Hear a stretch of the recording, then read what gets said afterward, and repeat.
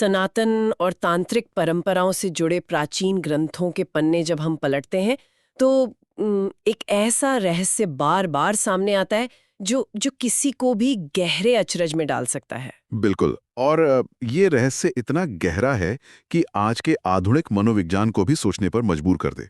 हाँ, मतलब कल्पना कीजिए कि हजारों साल पहले जब आधुनिक विज्ञान का जन्म भी नहीं हुआ था, तब प्राचीन जंगलों और गुफाओं में बैठे विचारकों ने मानव मस्तिष्क और अनुभव का एक ऐसा नक्शा तैयार किया था जो आज भी हैरान करता है। सही कहा।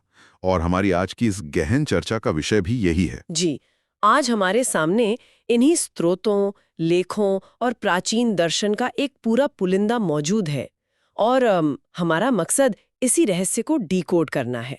देखिए, इन ग्रंथों में कई जगह चेतना यानी कॉन्शियसनेस को 64 अलग-अलग प्रकारों में बांटा गया है।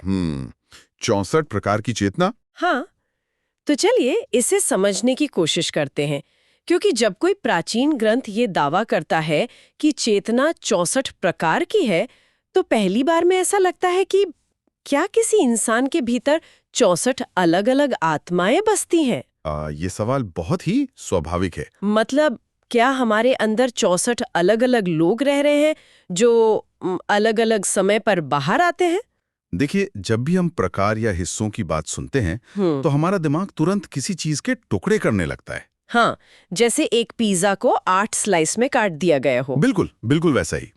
लेकिन जब हम इन स्रोतों का गहराई से और शांत दिमाग से विश्लेषण करते हैं तो ये स्पष्ट हो जाता है कि प्राचीन दार्शनिकों का नजरिया ऐसा बिल्कुल नहीं था। अच्छा। ये कोई 64 आत्माओं या 64 अलग-अलग स्वतंत्र इकाइयों की बात नहीं है।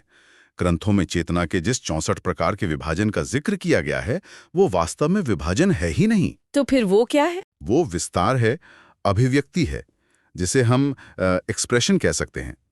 चेतना मूल रूप से एक ही है, लेकिन इसे महसूस करने के इसके अनुभव के अलग-अलग स्तर और आयाम हैं। मुझे ये थोड़ा उलझावा लग रहा है। कैसे? मतलब अगर कोई चीज एक ही है तो वो 64 अलग-अलग तरीकों से कैसे अनुभव की जा सकती है? क्योंकि जब हम अपनी रोजमर्रा की जिंदगी को देखते हैं तो हमारा जो मैं है वो तो एक ही लगता है ना। सही बात है। तो ये 64 का आंकड़ा अचानक से बीच में कैसे आ गया? इसे समझने के लिए हमें उस मैं की संरचना को देखना होगा। ग्रंथों के अनुसार चेतना कोई भौतिक वस्तु नहीं है जिसे डिब्बों में पैक किया जा सके। ये एक ही अखंड प्रकाश है। लेकिन जब ये प्रकाश किसी प्रिज्म से गुजरता है तो वो अलग-अलग रंगों में बिखर जाता है। अच्छा, तो हमारा शरीर वो प्रिज्म है? बिल्कुल। चेतना वो मूल ऊर्जा है और हमारा शरीर, हमारी भावनाएं, हमारे विचार, ये सब वो प्रिज्म है। जब एक ही चेतना हमारे मन के अलग-अलग हिस्सों से टकराती है तो वो 64 अलग-अलग तरह के अनुभव या स्टेट्स ऑफ माइंड पैदा करती है। यानी वो बट नहीं रही है, बस अलग रूप ले रही है। सही कहा। ये कोई ऐसा कमरा नहीं है जिसे 64 दीवारों से बांध दिया गया हो, बल्कि ये एक ही महासागर है जिसमें 64 अलग-अलग तरह की लहरें उठ रही हैं। लहरें अलग दिख सकती हैं, लेकिन पानी एक ही है। अरे वाह! ये बात सुनते ही मुझे हमारे स्रोतों में दी गई एक बहुत ही शानदार एनालॉजी याद आ रही है। हाँ, वो बिजली वाली एनालॉजी? बिल्कुल। उसमें इस बात को रोजमर्रा की जिंदगी के एक उदाहरण से समझाया गया है। इसे ऐसे समझ सकते हैं कि जैसे बिजली या इलेक्ट्रिसिटी एक ही होती है। पावर स्टेशन से एक ही तरह की ऊर्जा हमारे घरों तक पहुंचती है, लेकिन जब वो बिजली अलग-अलग उपकरणों में जाती है तो बिल्कुल अलग तरीके से काम करती है। एकदम सही। जैसे जब वो पंखे के मोटर में जाती है तो उसे घुमाती और हवा देती है। जब वो बल्ब के फिलामेंट में जाती है तो रोशनी देती है। और जब वही बिजली, बिल्कुल वही बिजली हीटर की कॉइल में जाती है तो वो गर्मी पैदा करती है। बहुत ही सटीक उदाहरण है। मतलब मूल ऊर्जा या स्रोत एक ही है, बस उसका प्रकटीकरण या उसका जो बाहरी रूप है वो उस उपकरण के डिजाइन के हिसाब से बदल रहा है जिससे वो गुजर रही है। बिल्कुल। और यहाँ दिलचस्प बात यह है कि अगर हम इस एनालॉजी को थोड़ा और गहराई में ले जाएं तो इसमें एक बहुत बड़ा दार्शनिक सबक छिपा है। वो कैसे? देखिए, पंखा ये दावा नहीं कर सकता कि उसके अंदर जो बिजली है वो हीटर की बिजली से अलग है। हाँ, क्योंकि पीछे से तो एक ही करंट आ रहा है। ठीक उसी तरह जब ये एनालॉजी हमारी भौतिक दुनिया से निकलकर मानव शरीर और मन पर लागू होती है तो यह समझाती है कि हमारे अनुभव कैसे काम करते हैं। एक ही शुद्ध चेतना है, लेकिन जब वो हमारी आंखों रूपी उपकरण से गुजरती है तो वो देखने का अनुभव बन जाती है। अच्छा। हाँ, और जब वो कानों से गुजरती है तो सुनने का अनुभव बन जाती है। इतना ही नहीं, जब वही चेतना हमारे भावनात्मक उपकरण यानी हमारे हृदय या लिम्बिक सिस्टम से गुजरती है तो वो प्रेम, क्रोध या करुणा का रूप ले लेती है। यानी जो चेतना शारीरिक दर्द महसूस कर रही है, वही चेतना किसी सूफी गीत को सुनकर भावुक भी हो रही है। बिल्कुल, वही चेतना है। और जब वही चेतना हमारी बुद्धि यानी इंटेलेक्ट से गुजरती है तो वो गणित के जटिल सवालों को हल करने लगती है। ऊर्जा एक ही है लेकिन उपकरण बदल गया है। हाँ, इसलिए जब हम खुद को एक बिखरा हुआ इंसान महसूस करते हैं कि सुबह मैं बहुत खुश था, दोपहर को मुझे बहुत गुस्सा आ रहा था और रात को मैं बहुत उदास महसूस कर रहा था, तो असल में हमारी चेतना नहीं बदल रही थी। चेतना तो सिर्फ ऊर्जा दे रही थी। बिल्कुल, बदल रहे थे हमारे वो उपकरण जो उस वक्त सक्रिय थे। ये बहुत ही दिलचस्प है। अगर चेतना एक ही है और सिर्फ उपकरण बदल रहे हैं, तो इसका मतलब ये है कि हम इन उपकरणों के बीच लगातार शिफ्ट हो रहे हैं। एकदम सही। तो अगर हम इस उपकरण वाले विचार को एक आम इंसान की रोजमर्रा की जिंदगी पर लागू करें, तो ये असल में दिखता कैसे है? ये एक बहुत अच्छा सवाल है। क्योंकि स्रोतों में अनुभव के इन स्तरों को मुख्य रूप से 4 गहरी श्रेणियों में बांटा गया है। सतही चेतना, जिसे सुपरफिशियल कहते हैं, भावनात्मक चेतना, बौद्धिक चेतना और अंत में ध्यान अवस्था यानी मेडिटेटिव स्टेट। हम इंसान तो लगातार इन स्तरों के बीच झूलते रहते हैं। यही झूलना ही तो मानवीय अनुभव की सबसे बड़ी खूबी है और सबसे बड़ी चुनौती भी। चलिए इन स्तरों को एक एक करके डिकोड करते हैं। हाँ बिल्कुल। सतही चेतना वो है जहां कोई व्यक्ति बिना सोचे समझे सिर्फ आदतों या रिफ्लेक्सेस के आधार पर काम करता है। ऑटो पायलट मोड की तरह। हाँ बिल्कुल, जैसे किसी गर्म बर्तन पर हाथ लगने से तुरंत हाथ पीछे खींच लेना या किसी को देखकर बस यूं ही मुस्कुरा देना। समझ रही हूँ। इसके बाद आती है भावनात्मक चेतना। यहाँ चीजें थोड़ी गहरी हो जाती हैं। यहाँ व्यक्ति केवल प्रतिक्रिया नहीं देता बल्कि महसूस करता है। यहाँ क्रोध, ईर्ष्या, प्रेम, सहानुभूति जैसी भावनाएं उस एक चेतना को रंग देती हैं। और बौद्धिक चेतना, क्या ये वो अवस्था है जब हम इन भावनाओं से बाहर निकलकर तर्क करने लगते हैं? सही कहा। बौद्धिक चेतना में व्यक्ति विश्लेषण करता है, हिसाब लगाता है, सही और गलत के बीच फर्क करने की कोशिश करता है। यहाँ चेतना तर्क रूपी उपकरण से बह रही होती है। और चौथी अवस्था? इन सबसे परे है ध्यान अवस्था, जिसे कई ग्रंथों में तुरीय अवस्था भी कहा गया है। तुरीय अवस्था? हाँ, या वो अवस्था है जहां पंखा, बल्ब और हीटर तीनों उपकरणों को थोड़ी देर के लिए बंद कर दिया जाता है। अरे वाह! अब केवल बिजली बची है। इस अवस्था में इंसान ना तो किसी चीज पर रिएक्ट करता है, ना भावनाओं में बहता है और ना ही किसी चीज का विश्लेषण करता है। वो सिर्फ होने का अनुभव करता है। वो शांत होकर सिर्फ एक गवाह या ऑब्जर्वर बन जाता है। मुझे लगता है कि इसे एक बहुत ही व्यावहारिक परिदृश्य से समझना चाहिए। जरूर। चलिए एक उदाहरण लेते हैं। मान लीजिए कोई व्यक्ति किसी महानगर के भारी ट्रैफिक में फंसा हुआ है। गाड़ियां रेंग रही हैं, गर्मी है और उसे ऑफिस पहुंचने में देर हो रही है। जो कि बहुत आम बात है। हाँ, वो पसीने से तरबतर है, गुस्से में लगातार अपनी गाड़ी का हॉर्न बजा रहा है, बड़बड़ा रहा है और आसपास के ड्राइवरों को कोस रहा है। ये एक पूरी तरह से प्रतिक्रियावादी यानी रिएक्टिव अवस्था है ना? बिल्कुल, एकदम रिएक्टिव है। अब मान लीजिए वही व्यक्ति कुछ महीनों बाद छुट्टियां मनाने किसी शांत पहाड़ी पर गया है। वो एक चट्टान पर बैठा है, ठंडी हवा चल रही है, वो गहरी सांस ले रहा है और चुपचाप सामने डूबते हुए सूरज को देख रहा है। उसके मन में कोई विचार नहीं है, सिर्फ एक ठहराव है। तो क्या इन दोनों स्थितियों में वो व्यक्ति वास्तव में अपनी उसी एक चेतना के दो बिल्कुल अलग उपकरणों का उपयोग कर रहा है? ये तुलना इस पूरे दर्शन को समझने की सबसे बेहतरीन चाबी है। हाँ, चेतना पूरी तरह से वही है। हाँ, वो इंसान वही है, उसकी मूल ऊर्जा वही है। अच्छा। लेकिन जब वो ट्रैफिक में होता है, हाँ, तो उसका सतही और भावनात्मक उपकरण हावी होता है। उस वक्त उसका मस्तिष्क बाहरी दुनिया के शोर, गर्मी और दबाव से प्रतिक्रिया कर रहा होता है। वो सर्वाइवल मोड में है, जहां हर दूसरी गाड़ी उसे खतरे की तरह लग रही है। बिल्कुल। उसका उपकरण उसे बाहर की दुनिया से उलझने पर मजबूर कर रहा है। लेकिन पहाड़ी वाले उदाहरण में तो कोई सर्वाइवल का खतरा नहीं है। एक इसी वजह से हाँ, वहां उसका अनुभव पूरी तरह से बदल जाता है। पहाड़ी पर बैठकर सूर्यास्त देखते समय उस व्यक्ति ने अपने सर्वाइवल वाले उपकरणों को विश्राम दे दिया है। पंखा और हीटर बंद कर दिए हैं। हाँ, अब चेतना खुद को अभिव्यक्त करने के लिए एक गहरे, अधिक शांत उपकरण का उपयोग कर रही है। हाँ, जो कि साक्षी भाव या अवलोकन की अवस्था है। जब कोई व्यक्ति सतही स्तर पर होता है तो वो सिर्फ रिएक्ट करता है, वो परिस्थितियों का गुलाम होता है। लेकिन जैसे जैसे वो गहराई में जाता है वो ऑब्जर्व करने लगता है। वो ये देखने लगता है कि सूर्यास्त हो रहा है और वो बस उसे देख रहा है, उसमें कोई बदलाव करने की कोशिश नहीं कर रहा। ये तो समझ में आता है कि अनुभव अलग-अलग होते हैं और हम रिएक्टिव से ऑब्जर्विंग स्टेट में जा सकते हैं। लेकिन अगर हम एक कदम पीछे हटें और इस पूरी चर्चा की नींव को देखें, तो एक सवाल बहुत जोर से खटकता है। वो क्या? अगर ये केवल अनुभव के अलग-अलग स्तर हैं और इंसान का मन अनगिनत तरीकों से काम कर सकता है, तो फिर इन प्राचीन ग्रंथों में, विशेषकर तांत्रिक परंपरा में, इन स्तरों की संख्या ठीक 64 ही क्यों बताई गई है? ये एक बहुत आम उलझन है। मतलब 64 में ऐसा क्या खास गणित है? ये 50, 100 या 1000 भी तो हो सकता था। क्या किसी ऋषि ने बैठकर सच में 64 अलग-अलग अवस्थाएं गिनी थी? ये एक बेहद जरूरी सवाल है और इसका जवाब हमें प्राचीन भारतीय चिंतन प्रणाली की एक बहुत ही खूबसूरत खासियत की ओर ले जाता है। अच्छा। देखिए, तांत्रिक और योगिक परंपराओं में संख्याओं को हमेशा एक शाब्दिक या गणितीय चेकलिस्ट की तरह नहीं देखा जाता था। जब वो 64 कहते हैं तो ये कोई ऐसा आंकड़ा नहीं है कि आप 1 से शुरू करें और 64 पर आकर अपनी गिनती रोक दें। तो फिर इसका मतलब क्या है? ये पूर्णता यानी कंप्लीटनेस और असीमित विस्तार का एक बहुत ही गहरा प्रतीक है। पूर्णता का प्रतीक। लेकिन 64 ही क्यों? इसके पीछे ज्यामिति या जियोमेट्री और ब्रह्मांड विज्ञान का एक पूरा दर्शन है। प्राचीन वास्तुशिल्प और तंत्र में 8 दिशाओं को बहुत महत्व दिया गया है।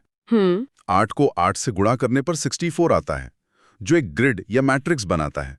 जैसे शतरंज का बोर्ड जिसमें 64 खाने होते हैं। हाँ, शतरंज में 64 खाने होते हैं। वो शतरंज का बोर्ड सिर्फ एक लकड़ी का टुकड़ा नहीं है, वो जीवन के हर संभव कदम, हर संभव रणनीति का एक सूक्ष्म रूप है। इसी तरह तांत्रिक ग्रंथों में 64 कलाओं और 64 योगिनियों का जिक्र आता है। हाँ, मैंने 64 कलाओं के बारे में पढ़ा है, जिनमें संगीत, चित्रकला से लेकर इत्र बनाने और यहाँ तक कि कूटनीति तक शामिल है। बिल्कुल। और 64 योगिनियों के मंदिर भी भारत में कई जगह हैं, जो आमतौर पर गोलाकार होते हैं और ऊपर से खुले होते हैं। तो क्या ये कलाएं और योगिनियां असल में चेतना के ही अलग-अलग रूप हैं? आप बिल्कुल इसके मर्म तक पहुंच गई हैं। 64 योगिनियां कोई भारी देवियां नहीं हैं, बल्कि वे मानव चेतना के भीतर मौजूद 64 अलग-अलग ऊर्जा केंद्र या मनोवैज्ञानिक प्रवृत्तियां हैं। ओह, अच्छा। इसी तरह 64 कलाएं इस बात का प्रतीक हैं कि मानवीय चेतना बाहरी दुनिया के साथ कितने अलग-अलग तरीकों से जुड़ सकती है। ये संख्याएं ये बताने का एक तरीका है कि इंसान का मन एक असीमित कैनवास है। इसका आंतरिक और सबसे गहरा अर्थ ये है कि हर इंसान के भीतर अनुभव के हर संभव स्तर तक पहुंचने की अनंत क्षमता पहले से मौजूद है। यहाँ बात सच में बहुत ही ज्यादा रोचक हो जाती है। मतलब प्राचीन विचारकों ने 64 का उपयोग एक रूपक, एक मेटाफर के रूप में किया है। सही कहा। ये बताने के लिए कि मानव मस्तिष्क और उसकी अनुभव करने की क्षमताएं किसी एक या दो डब्बों में सीमित नहीं है, बल्कि वे पूरी तरह से विराट है। बिल्कुल। ये तो कुछ वैसा ही हो गया जैसे हम अपनी आम बातचीत में मुहावरे के तौर पर कहते हैं कि मैंने तुम्हें हजारों बार बताया है। हाँ, बिल्कुल सटीक उदाहरण है। उसका मतलब ये नहीं होता कि मैंने एक डायरी में लकीरें खींचकर ठीक 1000 बार गिना है, बल्कि उसका मतलब होता है कि मैंने अनगिनत बार बताया है। यहाँ 64 का मतलब ये है कि एक इंसान के अनुभव करने की जो क्षमता है वो संपूर्ण और सार्वभौमिक है। ये एक बहुत अच्छी तुलना है। प्राचीन ज्ञान अक्सर शाब्दिक होने के बजाय प्रतीकात्मक होता था। जब ग्रंथ 64 कहते हैं तो वे असल में एक इंसान को ये याद दिला रहे हैं कि इस पूरे ब्रह्मांड में अनुभव की जितनी भी संभावनाएं हो सकती हैं, चाहे वो सबसे गहरा दुख हो, सबसे रचनात्मक विचार हो या सबसे असीम शांति हो, वे सब उसके भीतर मौजूद हैं। कोई भी व्यक्ति अपनी चेतना को इतना विस्तार दे सकता है कि वो इस पूर्णता को प्राप्त कर ले। ये दर्शन तो इंसान को एक बहुत बड़ी आजादी देता है। बिल्कुल, ये दर्शन एक इंसान को संकीर्ण और छोटी सोच से बाहर निकालता है कि वो केवल एक हाड़ मांस का शरीर है या केवल अपनी चिंताओं तक सीमित एक मन है। ये उसे याद दिलाता है कि उसके भीतर पूरा का पूरा ब्रह्मांड समाया हुआ है। लेकिन यहाँ एक बहुत बड़ी व्यावहारिक उलझन पैदा होती है। वो क्या? अगर ऐसा है, अगर हर व्यक्ति के भीतर ये पूरी 64 संभावनाएं या ये असीमित पूर्णता पहले से मौजूद है, तो हम इस पूर्णता तक पहुंचते क्यों नहीं हैं? ये सवाल तो हर किसी के मन में आता है। क्योंकि अगर हम ईमानदारी से देखें तो हमारा ज्यादातर समय तो उसी ट्रैफिक वाली चिड़चिड़ाहट, दफ्तर के तनाव या रोजमर्रा की छोटी छोटी चिंताओं में ही बीत जाता है। सही बात है। हम तो अपनी चेतना के एक या दो उपकरणों में ही फंसे रहते हैं। हाँ। तो फिर अपनी चेतना का विकास कैसे किया जाए? एक इंसान इस फंसे हुए रिएक्टिव स्टेट से निकलकर उस पूर्णता तक कैसे पहुंच सकता है? इन स्रोतों में इस आध्यात्मिक विकास के बारे में क्या मार्ग दिखाया गया है? यही वो बिंदु है जहां दर्शन शास्त्र एक व्यवहारिक जीवन विज्ञान बन जाता है। इन ग्रंथों के नजरिए से देखें तो आध्यात्मिक यात्रा कोई ऐसी यात्रा नहीं है जहां इंसान को अपने घर परिवार को छोड़कर किसी पहाड़ पर जाना है। तो फिर ये क्या है? ये असल में चेतना के विकास की यात्रा है। ये अज्ञान यानी इग्नोरेंस से जागरूकता तक की यात्रा है। ये केवल प्रतिक्रिया से निकलकर एक साक्षी बनने तक की प्रक्रिया है। साक्षी बनना। हाँ, जब कोई व्यक्ति मन के शोर से निकलकर अपनी मूल शांति तक पहुंचता है तो वह अपनी चेतना का विकास कर रहा होता है। हमारे स्रोतों में एक बहुत ही अद्भुत उपनिषदिक श्लोक का संदर्भ दिया गया है, यदा पश्यः पश्यते। यदा पश्यः पश्यते। ये सुनने में बहुत गहरा लगता है। इसका अर्थ क्या है? इसका सरल अर्थ है कि जब एक साधक या खोज करने वाला सही दृष्टि से देखता है तभी वह परम सत्य को पहचानता है। सही दृष्टि से देखना? हाँ, यहाँ देखने और सही दृष्टि से देखने के बीच एक बहुत बड़ा फर्क समझाया गया है। हम सब देखते हैं, लेकिन हम क्या देखते हैं? हम बाहर की घटनाओं को देखते हैं। हाँ, जैसे ट्रैफिक है या बॉस ने डांट दिया। बिल्कुल, या कोई हमें छोड़कर चला गया। हम इन घटनाओं में इतने उलझ जाते हैं कि हम भूल जाते हैं कि कोई है जो इन घटनाओं को देख रहा है। तो क्या इस श्लोक में सही दृष्टि से देखने का मतलब ये है कि हम अपना ध्यान बाहरी दुनिया से हटा लें? कुछ हद तक हाँ। जो चीजें लगातार बदल रही हैं, उन पर फोकस करने के बजाय हम उस देखने वाले पर ही ध्यान केंद्रित करने लगें। मतलब जो बाहर हो रहा है उसे देखने के बजाय ये महसूस करें कि हमारे भीतर वो कौन सा तत्व है जो ये सब अनुभव कर रहा है। बिल्कुल। क्या ये अपनी उस मूल चेतना की ओर वापस मुड़ने का संकेत है? इससे बेहतर तरीके से नहीं समझाया जा सकता। आपने बिल्कुल सही पकड़ा है। जब कोई इंसान ये समझ जाता है कि मेरी चेतना नहीं बदल रही है बल्कि सिर्फ मेरे अनुभव बदल रहे हैं, तब एक बहुत बड़ा शिफ्ट होता है। वो बाहरी उथल पुथल से हटकर अपने भीतर की गहराई में उतरने लगता है। इसे समझने के लिए एक सिनेमा हॉल की कल्पना कीजिए। अच्छा, सिनेमा हॉल। हम आमतौर पर उस फिल्म में पूरी तरह खो जाते हैं जो पर्दे पर चल रही है। फिल्म में अगर कोई डरावना सीन आता है तो हमारी सांसें तेज हो जाती हैं, कोई भावुक सीन आता है तो हम रोने लगते हैं। हाँ, हम भूल जाते हैं कि वो सिर्फ एक फिल्म है। बिल्कुल। वो फिल्म असल में हमारे विचार हैं, हमारी भावनाएं हैं और हमारी बाहरी परिस्थितियां हैं।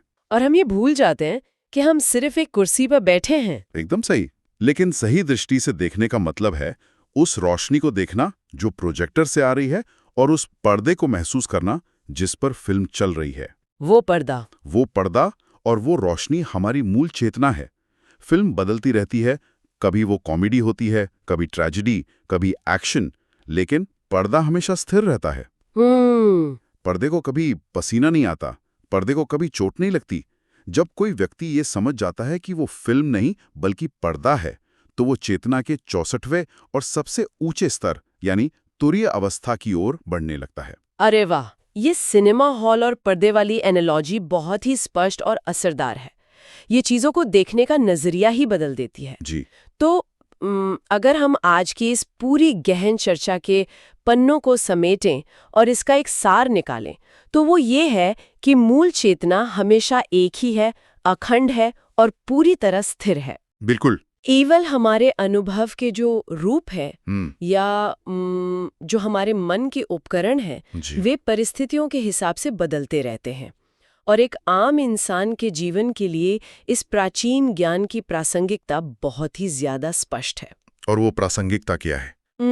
यही कि ये ज्ञान इंसान को दुखों से मुक्ति का एक रास्ता देता है। जब एक इंसान अपने भीतर के स्थिर साक्षी या देखने वाले को पहचान लेता है तो बाहरी दुनिया की भावनात्मक और मानसिक उथल-पुथल उसे पहले की तरह तोड़ नहीं पाती। सही कहा। वो ये समझ जाता है कि क्रोध, दुख या निराशा उसकी मूल पहचान नहीं है, बल्कि वे केवल ऐसे अनुभव हैं जो आ रहे हैं और जा रहे हैं। वो परिस्थितियों का गुलाम नहीं रहता, बल्कि अपनी चेतना का मास्टर बन जाता है। वो खुद तय कर सकता है कि उसे कब किस उपकरण का उपयोग करना है। बिल्कुल। वो इंसान ये समझ जाता है कि वो कोई ऐसी बहती हुई नदी नहीं है जिसमें बाढ़ आ रही है और जो खुद को बहा ले जा रही है, बल्कि वो उस नदी को चुपचाप खड़े होकर देखने वाला एक मजबूत किनारा है। पानी गंदा हो या साफ, तेज हो या शांत, किनारा अपनी जगह पर स्थिर रहता है। बहुत ही खूबसूरत विचार है ये। इस चर्चा को समाप्त करने से पहले इन प्राचीन स्रोतों और लेखों को खंगालते हुए एक ऐसी बात उभर कर सामने आई है जो किसी भी इंसान को गहराई से सोचने पर मजबूर कर सकती है। हमने बात की कि कैसे एक ही चेतना अलग-अलग शरीरों और मनोरूपी उपकरणों से गुजर रही है। यदि चेतना वास्तव में एक ही है जो हम सभी के भीतर प्रवाहित हो रही है, तो क्या इसका अर्थ ये नहीं है कि हम जो भी खुशी, दुख, प्रेम या शांति अनुभव कर रहे हैं वो केवल हमारा एक छोटा सा व्यक्तिगत अनुभव नहीं है? सोचने वाली बात है। आनंद हो या बहुत गहरा दुख, तो एक पल के लिए रुककर जरा इस पर विचार कीजिएगा कि ये ब्रह्मांड खुद को आपके भीतर किस रूप में देख रहा है। आज की इस गहन चर्चा में हमारे साथ जुड़ने के लिए बहुत बहुत धन्यवाद।